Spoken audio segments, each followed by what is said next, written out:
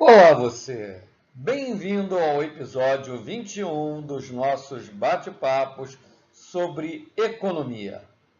Como você já sabe, aqui você vê a economia sem enrolação, de maneira bem simples e com vários exemplos práticos. Esse é o terceiro e último episódio sobre políticas públicas e os conceitos econômicos que servem de justificativa para a interferência do Estado. Nesse episódio, vamos abordar a assimetria de informação, que é uma das falhas de mercado. Como o tema é assimetria, escolhi como fotocapa o Museu Guggenheim e suas formas assimétricas. Situado na cidade basca de Bilbao, projetado pelo arquiteto canadense naturalizado norte-americano Frank Gehry, é hoje um dos locais mais visitados da Espanha. Seu projeto foi parte de um esforço para revitalizar Bilbao e hoje recebe visitantes de todo o mundo. Momento cultural da série. Se você está gostando de acompanhar nossas conversas, deixe aqui embaixo o seu like, compartilhe o vídeo e clique no sininho para receber o aviso dos próximos episódios.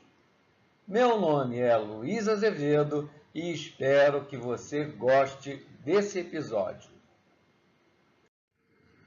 Como comentamos, vamos conversar nesse episódio sobre a terceira categoria de causas das falhas de mercado, as assimetrias de informação. Lembrando que, conforme vimos, as falhas de mercado são situações onde o mecanismo de preço não conduz para uma alocação eficiente de recursos, isto é, situações de ineficiência econômica ou perda de bem-estar da sociedade. A assimetria de informação é um conceito da microeconomia. Nas nossas análises de mercado anteriormente, assumimos que tanto compradores quanto vendedores tivessem a mesma quantidade e qualidade de informação sobre os bens ou serviços que estavam sendo transacionados. Ou seja, equilíbrio de informações entre o comprador e o vendedor, ou chamado de simetria de informação. Esse pressuposto é válido se for fácil verificar a qualidade de um item, por exemplo, maçãs na feira livre. Porém, existem mercados no mundo real onde é muito caro ou praticamente impossível obter a informação precisa sobre a qualidade de um bem ou serviço comercializado ou contratado. Uma das partes envolvidas na transação possui maior quantidade e qualidade de informação sobre o bem ou serviço transacionado, que, dependendo do caso, pode ser o comprador, no caso de um seguro de saúde, ou do vendedor, no caso de um carro usado. A essa diferença de nível de informação é chamado de informação assimétrica ou assimetria de informação. Três economistas, Akerlof, Spence e Stiglitz, ganharam o Prêmio Nobel em 2001 pelas suas análises de mercados com informações assimétricas. Portanto, na assimetria de informação, elas causam falhas de mercado e servem de justificativas para as ações de intervenção do Estado, com o objetivo de minimizar as perdas de eficiência econômica. Neste slide, vemos uma representação básica do conceito de assimetria de informação.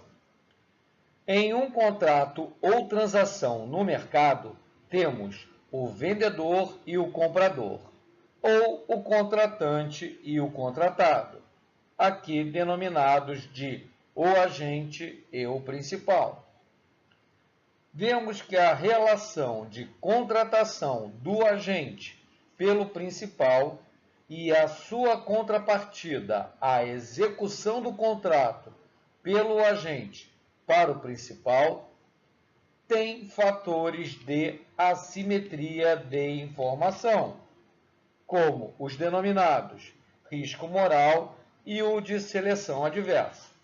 Calma na área, vamos explicar mais à frente. Para você entender melhor o conceito de assimetria de informação e onde entra a intervenção do Estado, vamos dar alguns exemplos abaixo. Exemplo 1. Na medicina. No caso, o agente é o médico. E na posição de principal está você como paciente. Você, quando sente uma dor, você não sabe o que tem. Então, você vai procurar um médico, visto que o médico tem muito mais informações sobre doenças e curas. Neste caso, o Estado realiza a intervenção via conselhos regionais e Conselho Federal de Medicina, os CRMs e o CRF, para reduzir essa diferença ou gap de informação. Na sequência, o médico receita para você uma medicação para a sua enfermidade. Aí nós temos o exemplo 2, os remédios. Neste caso, o agente é a empresa farmacêutica e você, o paciente, é o principal. Por quê? Você não conhece os efeitos do medicamento. Já o laboratório farmacêutico tem muito mais informações a respeito. Nesta situação, o Estado realiza intervenção via regulações da Anvisa, normas para bulas e outras coisas, para tentar minimizar a diferença sobre o conhecimento dessas informações. Um exemplo 3, a Justiça.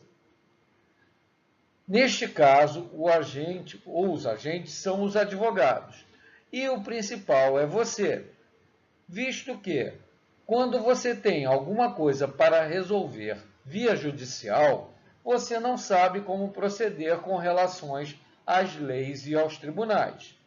Então, o Estado intervém e regula, obrigando aos advogados a serem registrados na OAB. Deu para entender o conceito? O meme ao lado é um bom exemplo de seleção adversa, né?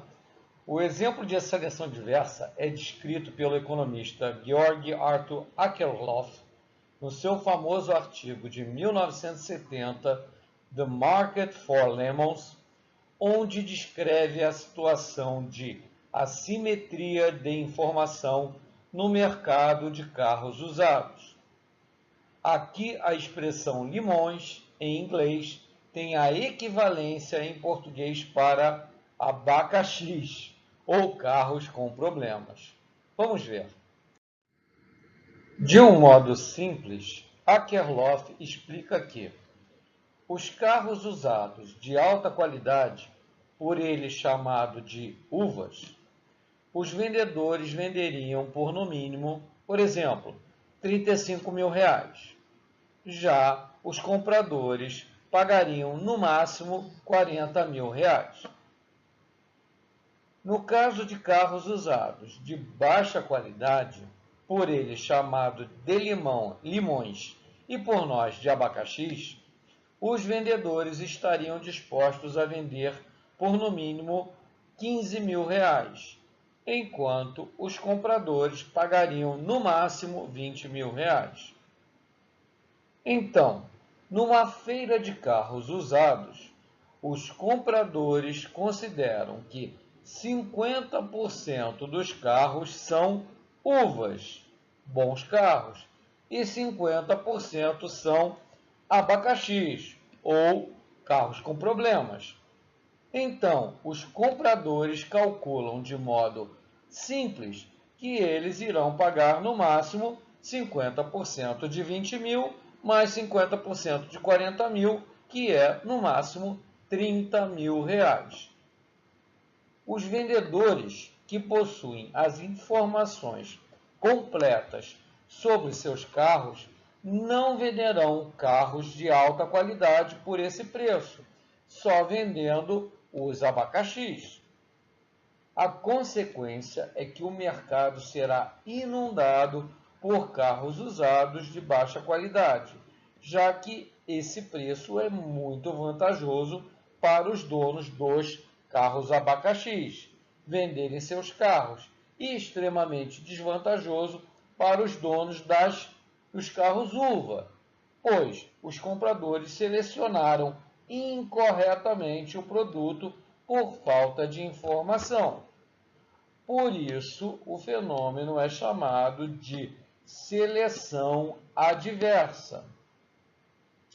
O mercado, para corrigir esse tipo de falha, utiliza de sinalizações, como, por exemplo, empresas fidedignas de venda de carros usados, que dão garantias aos clientes para a cobertura de problemas pré-existentes que forem encontrados no veículo. Tudo se resolve, né? Outro exemplo muito comum de seleção adversa é o mercado de seguro-saúde. Normalmente, a maioria das pessoas que buscam um seguro de saúde são pessoas que possuem doenças pré-existentes. As companhias de seguro, então, calculam o valor das apólices baseados no custo médio de assistência médica num alto nível de utilização do sistema. O que ocorre é que o valor dessas apólices fica muito alto para as pessoas mais jovens e com melhor saúde. Em consequência, normalmente os compradores com baixo risco de saúde podem optar por permanecer sem seguro, já que as apólices oferecidas não refletem suas verdadeiras características. Outro fator de assimetria de informação é o chamado risco moral. Por exemplo, a relação de emprego. Na contratação, o empregador não sabe se o funcionário realmente é capaz de entregar o resultado para o qual foi contratado. As soluções que o mercado utiliza para minimizar essa falha são as chamadas sinalizações. Por exemplo, as referências das empresas anteriores, as recomendações de outros profissionais e outros. Outra solução comumente utilizada com relação à eficiência do funcionário contratado é o da remuneração adiada, que é o bônus anual por performance. Já no funcionalismo público, no Brasil, o cara faz prova teórica, é aprovado e depois não tem incentivo nenhum por performance. O que funciona no funcionalismo público é o corporativismo, aumentos de remuneração por antiguidade e a promoção, na maioria das vezes, por indicações políticas. O slide aí mostra um exemplo muito comum nas repartições públicas. Outro exemplo de risco moral é o do seguro de automóvel. No caso do seguro de automóvel, uma empresa seguradora não tem como monitorar o comportamento daqueles que contrataram seus serviços. Antes de fazer um seguro, a pessoa, por exemplo, evitava transitar em bairros com alta incidência de roubos, ou conferia se a porta estava realmente trancada. Em suma, seu comportamento antes revelava ser muito mais cuidadoso com a posse do bem do que agora, com o carro coberto contra roubo pela seguradora. As soluções do mercado para minimizar são as sinalizações, como idade do segurado, onde ele mora, e em alguns casos a seguradora exige que o carro tenha sistemas de alarme ou de GPS para localização. Uma outra situação de assimetria de informação do tipo risco moral e muito estudado é a chamada teoria de agência, principalmente nos conflitos de interesse no setor empresarial entre os acionistas das empresas, o principal, e os gestores do negócio, o presidente, diretores, ou seja, os agentes contratados para administrar a empresa. Outro tipo de situação que ocorre em assimetria de informação é o chamado comportamento de manada, ou herd behavior. Isso é, na realidade, um comportamento social, onde um grupo de pessoas, por incerteza ou falta de informações, seguem todos numa mesma direção. Querem exemplo simples? Lá vai. Os tumultos e invasões de lojas no Black Friday ou Black Fraud, onde você compra o produto pela metade do dobro. As filas quilométricas nos cinemas no lançamento de filme. Se você pode esperar 1 ou 2 semanas e ir com calma e não enfrentar nenhuma espera. Ou a fila de pessoas em pé dentro do avião após a aterrissagem, antes mesmo da aeronave ter aberto sua porta. Igual também é a saída dos estádios de futebol no final dos jogos. Você mesmo vai lembrar ainda de várias outras situações onde ocorre esse chamado comportamento de manada. Em finanças, o comportamento de manada, ou herd behavior, é comumente associado a um importante elemento do comportamento dos investidores nos mercados financeiros, em especial durante períodos de crises financeiras. Neste caso, diz respeito ao comportamento de agentes econômicos, em um contexto de informação assimétrica ou incerteza, quando uma grande parcela dos agentes participantes de um dado mercado não tem informações suficientes para a tomada de decisão acerca do mercado de ações, ou mercado cambial, ou do mercado de crédito, por exemplo. E cada agente decide imitar a decisão dos outros, supostamente mais bem informados, ou então seguir a maioria. O meme aí do lado é uma boa representação disso. Excel vira sell e goodbye vira buy. Compre. Interessante. Como já comentamos no último episódio, o episódio 20, pela teoria das escolhas públicas, a ação de intervenção do governo pode gerar uma perda muito maior da eficiência econômica do que as falhas de mercado, que elas tentariam minimizar. O quadro ao lado é um resumo das falhas de governo que foram apresentadas e estudadas principalmente pelos economistas da Escola de Virgínia e que tem como sua maior estrela o economista Georg Stigler, Prêmio Nobel de 1982. Trata-se de uma visão bem mais realista da natureza humana. Afinal, não somos governados por anjos. A turma acusa o mercado de ser palco de interesses egoístas e o governo como solução de todos os problemas, porque ele age pelo bem comum ou bem público. Isto é refutado pelos estudos da Escola de Virgínia. Na realidade, é um paradoxo. Os brasileiros odeiam e não confiam nos políticos, mas idolatram o Estado como uma abstração. O problema é que o Estado é formado e controlado pelos políticos.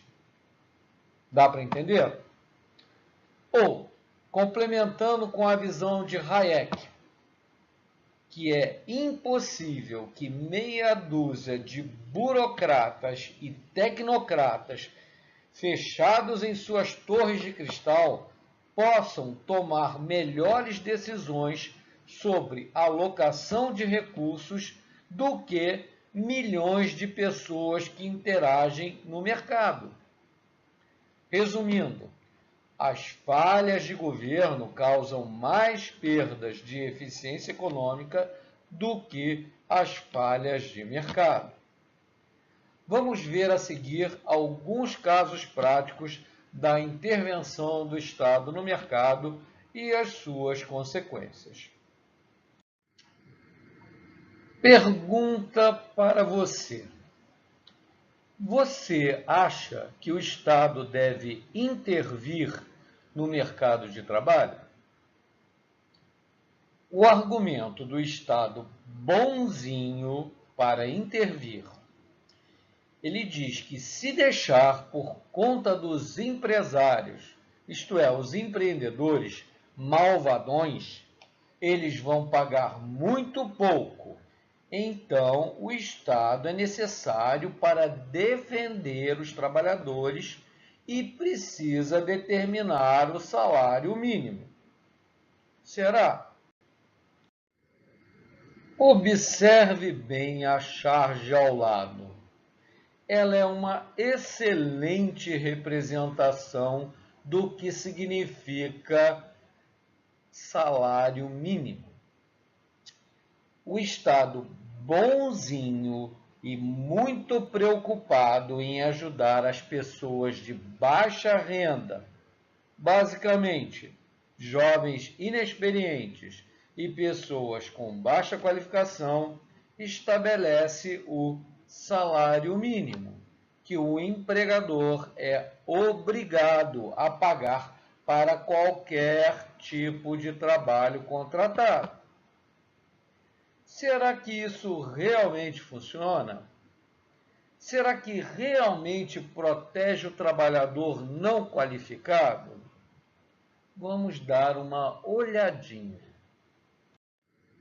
Com a ajuda do nosso gráfico preço versus quantidade, vamos observar como funciona essa intervenção do Estado determinando o valor de salário mínimo. Então, temos a curva vermelha de demanda das empresas por trabalhadores e temos a curva azul de oferta de trabalho pelos trabalhadores.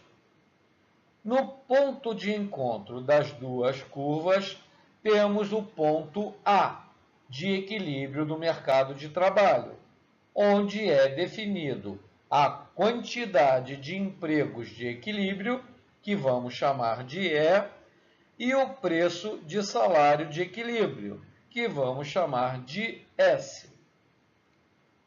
Quando o Estado intervém no mercado de trabalho, ele determina um valor de salário mínimo a ser pago pelas empresas, representado no gráfico pela reta verde SM.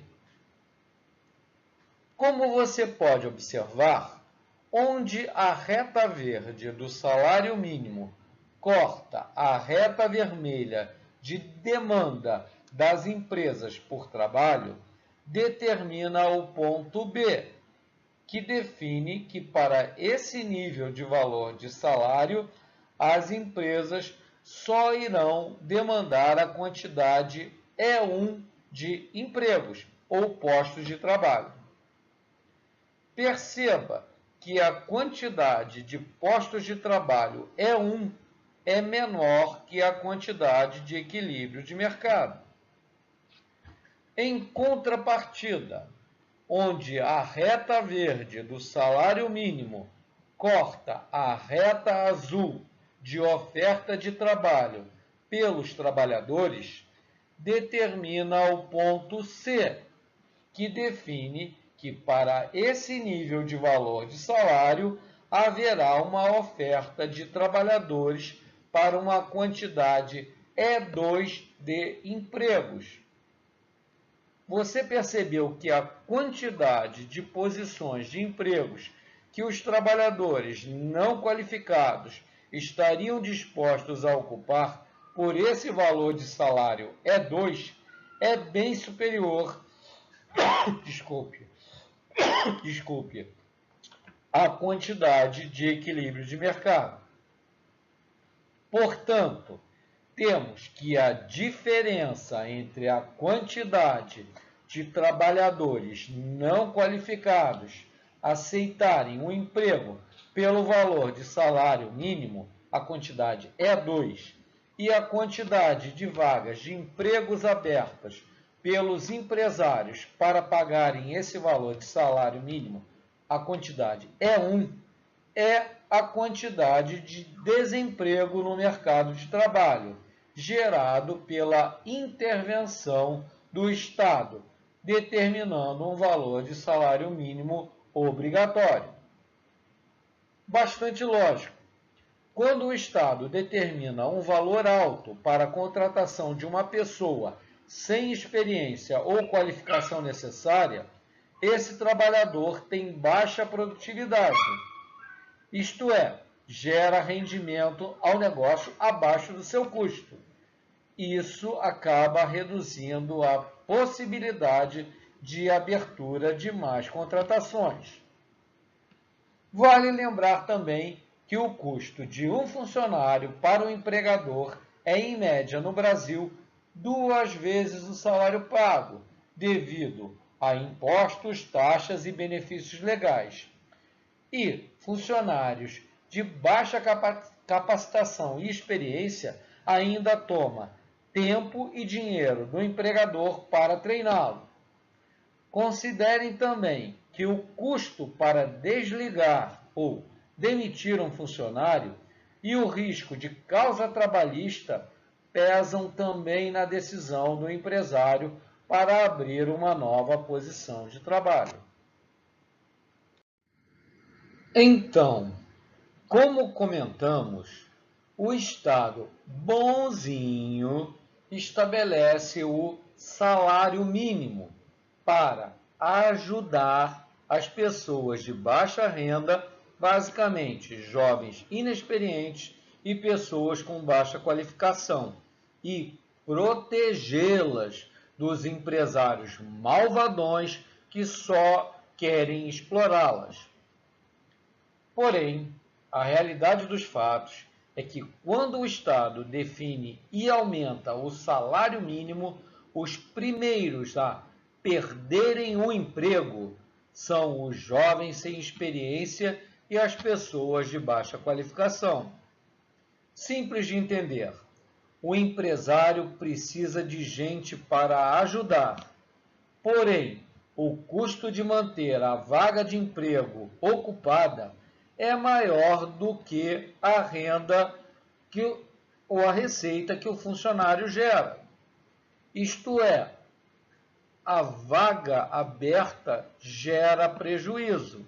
Então, pelo custo, é melhor cortar, ou então contratar alguém mais experiente e qualificado.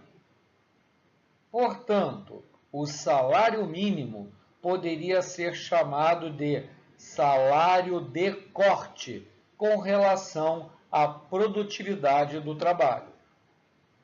Se houvesse livre negociação no mercado de trabalho, menos regulações e sem intervenção do governo, as empresas, principalmente as pequenas e médias empresas, teriam mais vagas a serem oferecidas para as pessoas jovens, inexperientes ou sem capacitação. Por exemplo, mais empacotadores no supermercado, ou aprendizes de profissionais como eletricistas, sapateiros, encanadores, ou vendedores, outras ocupações. Ocorre que, sem condições de contratar via formal, o que cresce e se mantém alto é o mercado informal de trabalho. Desculpe, onde não existe nenhuma proteção.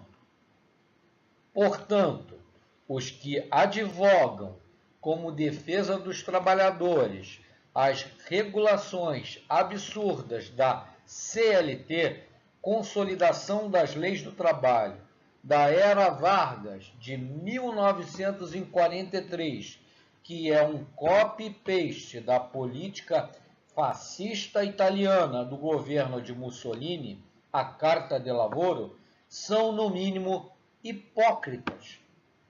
A melhor política social é o emprego, já afirmava o presidente americano Ronald Reagan. Conclusão: a política pública de intervenção no mercado de trabalho e de imposição do salário mínimo só piora a situação das pessoas que elas pretendiam ajudar.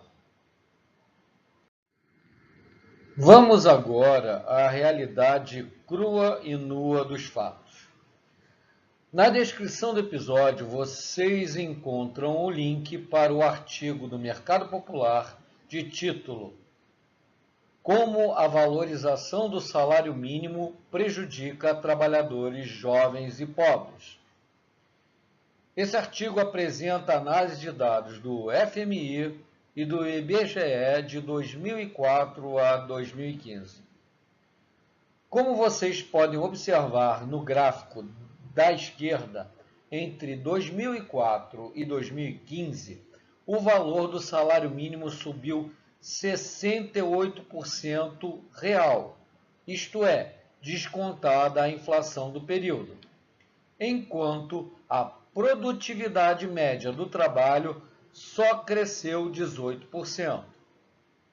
Portanto, um enorme gap ou diferença entre a produtividade, ou seja, do rendimento do trabalho, em relação ao aumento real do salário mínimo. A consequência prática dessa política de aumento do salário mínimo muito acima da produtividade, você observa no gráfico da direita. O gráfico de emprego de jovens em milhares versus salário mínimo relativo. Entre 2004 e 2014, quanto maior o salário mínimo relativo, menor foi o número de jovens empregados. Por isso, esse gráfico é uma linha de inclinação negativa, descendente. Isso mostra que quando o Estado bonzinho aumenta o salário mínimo acima da produtividade, o Estado destrói postos de trabalho para os trabalhadores de baixa qualificação. Quem, na realidade, defende a maior geração de empregos ou postos de trabalho, defende uma legislação trabalhista muito mais flexível, sem a intervenção do Estado. Vamos agora ao segundo exemplo. E a segunda pergunta para você. Você acha que o Estado deve intervir no mercado de aluguéis? Os argumentos dos burocratas de Estado muito bonzinhos para intervir é que, se deixar por conta dos proprietários de imóveis malvadões, que na realidade são apenas pessoas que pouparam, eles vão cobrar muito pelo aluguel. Então, o Estado, para proteger os inquilinos, estabeleceu, no caso, a lei do inquilinato, entre 1991 e 2010. Será que isso realmente funcionou? Será que realmente protegeu o inquilino e melhorou a oferta e as condições de moradia? Vamos dar uma olhada. Como já comentado no nosso episódio número 3 sobre oferta e demanda, que recomendo que, se você não assistiu, que assista, a Lei do Inquilinato, que vigorou de 1991 a 2010, foi estabelecido pelo Estado bonzinho para ajudar as pessoas de baixa renda, pois o custo de aluguel é o maior peso no orçamento doméstico desse grupo populacional. Porém, quando o Estado exagera as garantias ao inquilino, determinando, como no caso dessa lei, o congelamento dos valores de aluguéis, vários empecilhos para a retirada do inquilino, mesmo esse com vários meses sem pagar o aluguel, e outras regulações, ele reduz drasticamente o direito de propriedade do locatário, tornando imóveis para locação um investimento de alto risco. Vamos ver mais adiante. Para variar um pouquinho, vamos utilizar com ajuda o nosso gráfico de preço versus quantidade. Então, no mercado de aluguéis, temos a curva vermelha de demanda por imóveis para alugar e a curva azul de oferta de imóveis para locação. As duas curvas se interceptam no ponto E de equilíbrio de mercado, determinando a quantidade de imóveis no equilíbrio, chamado de A ou nível de locação, e o preço do aluguel no equilíbrio. Quando o Estado determina pesadas regulações para o dono do imóvel cumprir em um contrato de locação, na realidade, ele está determinando indiretamente um preço máximo para o aluguel do imóvel, representado no gráfico pela reta roxa Pmax. Como você pode observar, onde a reta roxa do preço aluguel máximo corta a reta azul de oferta de imóveis para locação, determina o ponto F, que define que para esse nível de valor de aluguel, os proprietários de imóveis só irão colocar para alugar a quantidade A1 de imóveis. Perceba que a quantidade de imóveis para alocação A1 é menor que a quantidade de equilíbrio de mercado. Em contrapartida, onde a reta roxa do preço aluguel máximo corta a reta vermelha de demanda por imóveis para alugar, determina o ponto G, que define que para esse nível de valor de aluguel haverá uma demanda por imóveis para alugar na quantidade A2. Você percebeu que a quantidade de imóveis A2 que os possíveis inquilinos estariam dispostos a alugar por esse valor de aluguel é bem superior à quantidade de equilíbrio de mercado. Portanto, temos que a diferença entre a quantidade de imóveis A1 ofertados pelos proprietários para locação por um valor de aluguel igual ao preço máximo e a quantidade de imóveis demandados pelas pessoas para serem alugados para pagar pelo aluguel o valor do preço máximo é a quantidade de déficit de imóveis para alugar no mercado. Isto é gerado pela intervenção do Estado quando determina um valor de preço máximo.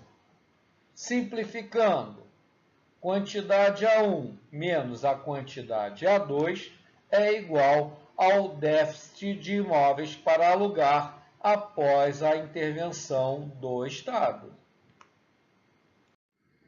Então, o objetivo do Estado bonzinho com a intervenção e a lei do inquilinato era garantir para as pessoas de baixa renda garantias de um custo de moradia, que é o que mais impacta no orçamento dessas famílias, que é o aluguel, em um nível baixo, além de tornar muito mais difícil a retirada do inquilino do imóvel, mesmo que ele não pagasse o aluguel por vários meses, além de outros absurdos.